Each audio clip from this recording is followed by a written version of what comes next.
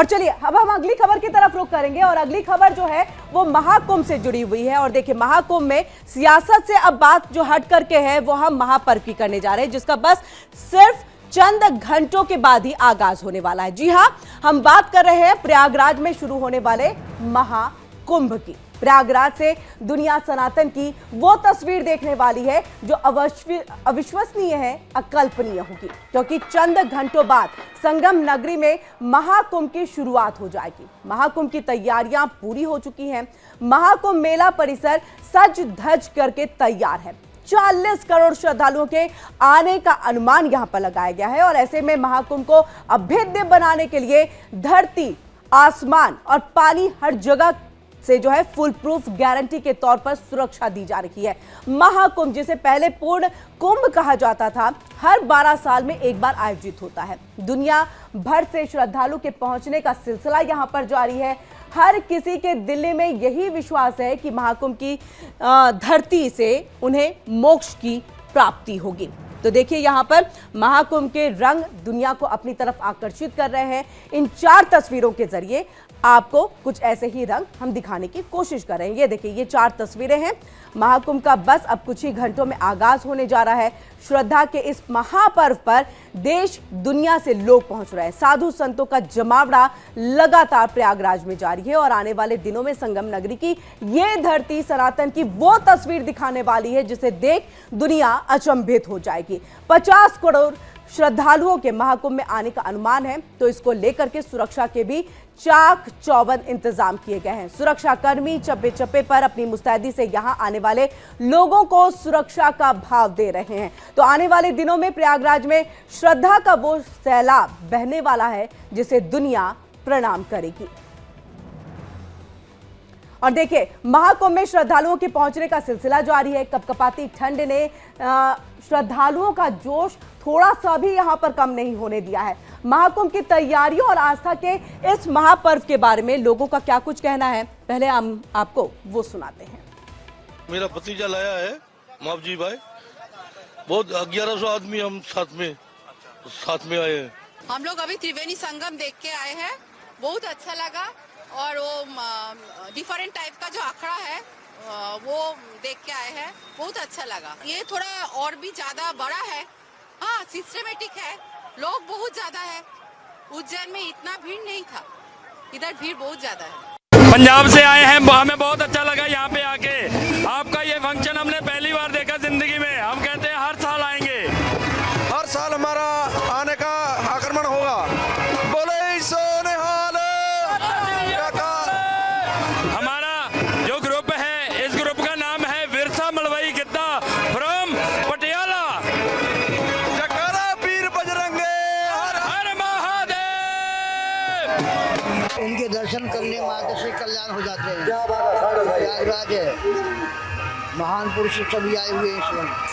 ये तीर्थ यात्रा है, कल्याण करने वाला है।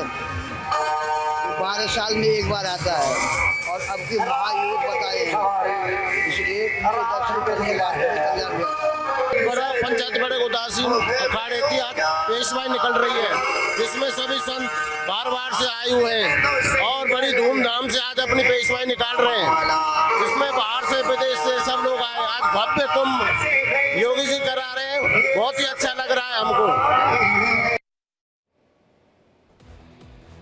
तो प्रयागराज में महाकुंभ का आगाज होने वाला है। इस महाकुंभ में देश विदेश से श्रद्धालुओं के पहुंचने का सिलसिला जारी है। तो साधु संतों के लिए आने वाले दिन प्रयागराज की धरती उनकी साधनी की धरती बनने वाली है। जी हां, जितने महाकुंभ के रंग हैं उतने ही साधु संतों के अलग अलग अंदाज हैं। इसी में प्रयागराज में कबूतर वाले बाबा चर्चा का विषय बने हुए हैं। इनका नाम ऐसा क्यों पड़ा है, इन तस्वीरों को देख आपको भी समझ आ जाएगा। कबूतर वाले बाबा के नाम से मशहूर एक संत, ये असाधारण संत है। कई सालों से अपने सिर के ऊपर में कबूतर लेकर के ये घूम रहे हैं, जिससे असंख्य तीर्थयात्रियों की जिज्ञासा और श्रद्धा जागृत हो रही है। पिछले कुंभ के दौरान उनके साथ रहा कबूतर इस साल भी महाकुंभ के लिए उनके साथ वापस आ गया है, जो उनकी आध्यात्मिक यात्रा का प्रतीक बन गया है।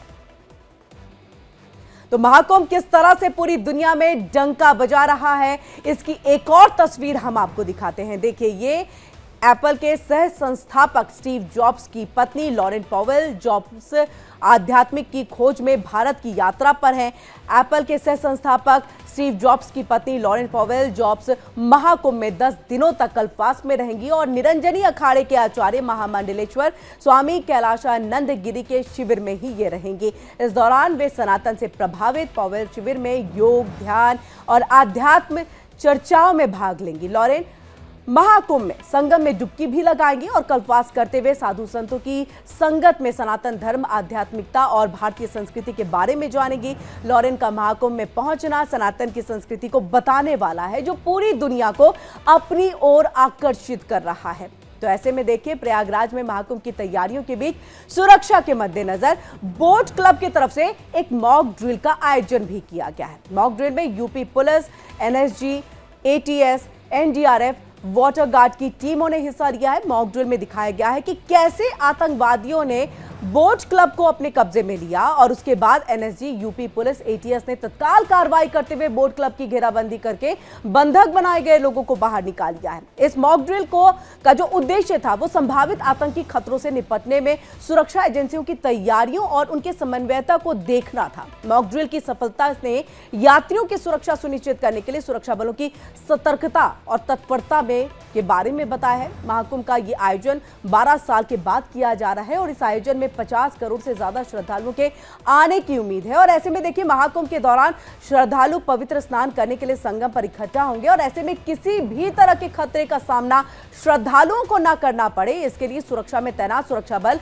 महाकुंभ की धरती के जर्रे जर्रे की सुरक्षा में दिन रात लगे हुए हैं। तो ऐसे में महाकुंभ में शाही स्नान जो है वो होगा। तो पहला स्नान कब होगा ये अब हम आपको बताते हैं। देखिए, पहला शाही स्नान मकर संक्रांति यानी कि 14 फरवरी को होने वाला है। ये वो दिन है जब आप डुबकी लगाएंगे और आपका जीवन जो है वो सफल हो जाएगा। दूसरा जो शाही स्नान है वो मौनी अमावस्या का है, 29 फरवरी को है। तीसरा शाही स्नान बसंत पंचमी 3 फरवरी को है। और इसी के साथ देखिए, चौथा शाही स्नान जो है वो माघी पूर्णिमा है, 12 फरवरी को। पांचवा शाही स्नान महाशिवरात्रि 26 फरवरी को है। तो ये कुछ ऐसे वक्त है जब जो शाही स्नान अगर आप करेंगे तो इससे आपको फायदा, यानी कि आपका दिन जो है वो सफल हो जाएगा। और चलिए हम आगे बढ़ते हैं। अब अगली खबर की तरफ हम यहाँ पर रुख करेंगे और बात हम यहाँ पर अयोध्या में रामलला के भव्य मंदिर की बात करेंगे, क्योंकि देखिए 1 साल यहाँ पर लगभग हो चुका है और ऐसे में देखिए पहली वर्षगांठ के उपलक्ष्य में 3 दिन का ये उत्सव जारी है। तो दूसरी ओर जब से राम मंदिर का निर्माण हुआ है और भगवान राम लल्ला की प्राण प्रतिष्ठा हुई है, तब से अब तक अयोध्या वासियों का जीवन कितना बदला है, ये कुछ आंकड़े आपके सामने आएंगे। तो राम मंदिर के बाद अयोध्या वासियों का जीवन बदल गया है। अयोध्या में पिछले 1 साल में 1200 होटल बने हैं। तो भगवान राम के दर्शनों के इस दौरान में विदेशों से भी सैकड़ों और करोड़ों भक्त जो है वो पहुंचे हैं। आंकड़ों के मुताबिक अगर हम बात करें तो तकरीबन 13 करोड़ श्रद्धालु पिछले 1 साल में अयोध्या पहुंचे हैं।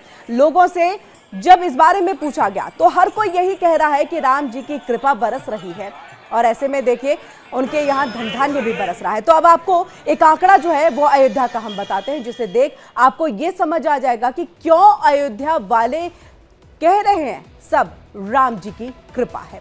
कितना बदला अयोध्या, वहां के अयोध्या वालों के जीवन में कितना बदलाव आया वो हम आपको दिखाते। देखिए 13 करोड़ टूरिस्ट अयोध्या आए। टूरिस्ट ने 15,000 करोड़ खर्च किए। 1200 नए छोटे बड़े होटल बने हैं। 3000 से ज्यादा छोटे रेस्टोरेंट बने हैं और 5000 घर होम स्टे में बदल दिए गए हैं। 70,000 नए रोजगार पैदा हुए हैं। तो वहीं कमाई दुगना हो गई है, यानी कि ज्यादा बढ़ गई है, दुगनी हो गई है यहाँ पर। तो ये इस तरह से अयोध्या वासियों के जो पूरी तस्वीर है वो बदली है यहाँ पर। और इसी के साथ चलिए हम अगली खबर की तरफ बढ़ेंगे और देखिए इसमें हम बात यहाँ पर करेंगे ऐसी लागी लगन एक ही तस्वीर आपको दिखाते हैं, जहां पर मुख्यमंत्री योगी आदित्यनाथ ने अयोध्या प्राण प्रतिष्ठा वार्षिक उत्सव में 6 साल के बच्चे को मंच पर बुलाया और उसे सम्मानित भी किया है।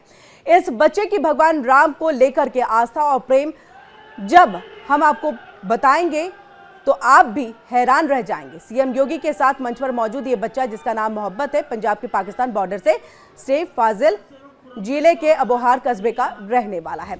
तो इसी के साथ और भी बड़ी खबरों के साथ कल फिर हाजिर होंगे आपके इस खास बुलेटिन में। जिसमें इंडिया बोल रहा है और तमाम बड़ी खबरें हम आपको दिखाएंगे इसी तरह से। आप हमारे साथ जुड़े रहिए और देखते रहिए India daily.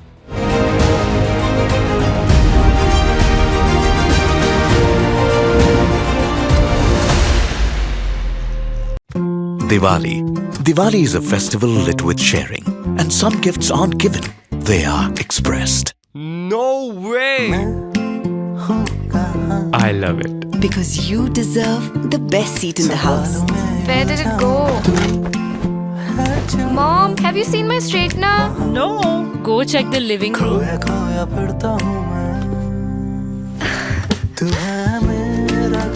You light up every room you enter.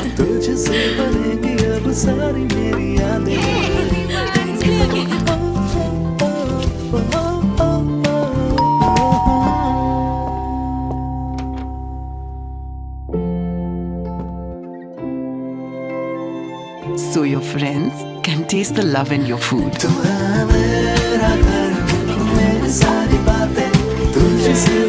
This Diwali, unwrap emotions with Speaking Gifts by Home Center.